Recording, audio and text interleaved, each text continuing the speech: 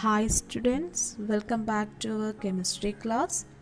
Today we are going to discuss about our next chapter, chemical changes. Everything in life changes.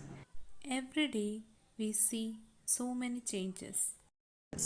So we are going to discuss about the different changes and the reason behind that.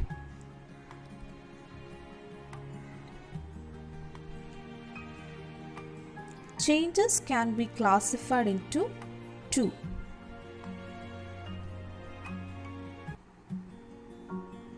Do you know what are they?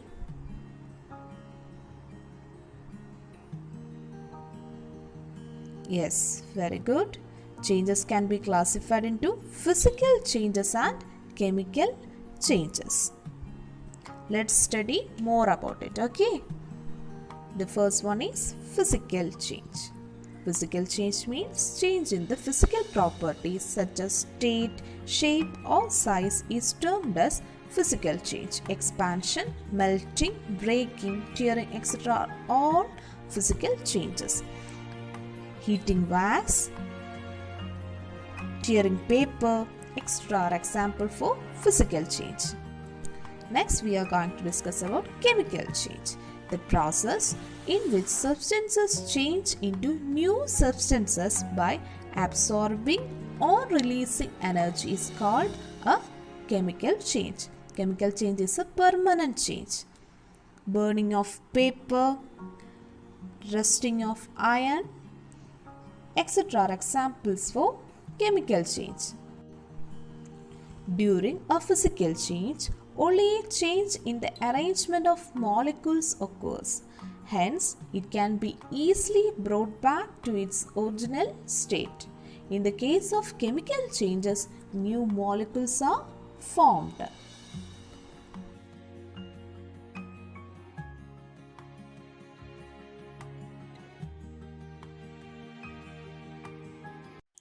Next is thermochemical reaction. Chemical reaction where heat is evolved during the reaction is called thermochemical reaction. Here, magnesium and dilute hydrochloric acid react to form magnesium chloride, hydrogen and heat. Here, heat is evolved in this chemical reaction. That's why it's an example for thermochemical reaction. Thermochemical reaction can be classified into two: exothermic reaction and endothermic reaction. Exothermic and endothermic reaction. First we want to know about the meaning So that you can identify it easily. Exo means release and endo means absorb. Do you know the word thermic?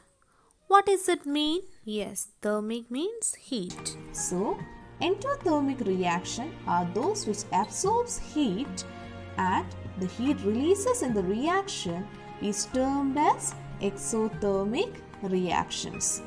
Okay. So we can say that chemical reactions which liberate heat are called exothermic reaction. Magnesium and dilute hydrochloric acid react to form magnesium chloride and hydrogen. Here, heat is released during the chemical reaction. Chemical reactions which absorb heat are called endothermic reaction.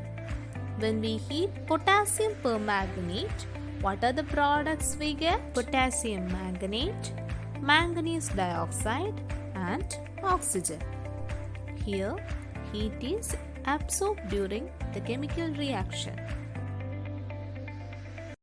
So students, next we are going to look some examples of endothermic and exothermic reaction in our daily life. Burning of matchstick gives out heat. It's an example for exothermic reaction. What about evaporation? Yes, it's an example for endothermic reaction. Here, heat is being absorbed by water and molecules are getting away from each other. Next, the process of photosynthesis. Do you know which reaction is this? Photosynthesis is an endothermic reaction as plants absorb heat from sun and convert them into glucose with the help of water and carbon dioxide. So students, photosynthesis is an endothermic reaction. What is the reason? Because it absorbs heat during the reaction. That's why it's an example for endothermic reaction. So students, let's summarize our today's session. Today we discussed about physical and chemical changes, thermochemical reactions, endothermic and exothermic reactions. That's all for today. Thank you.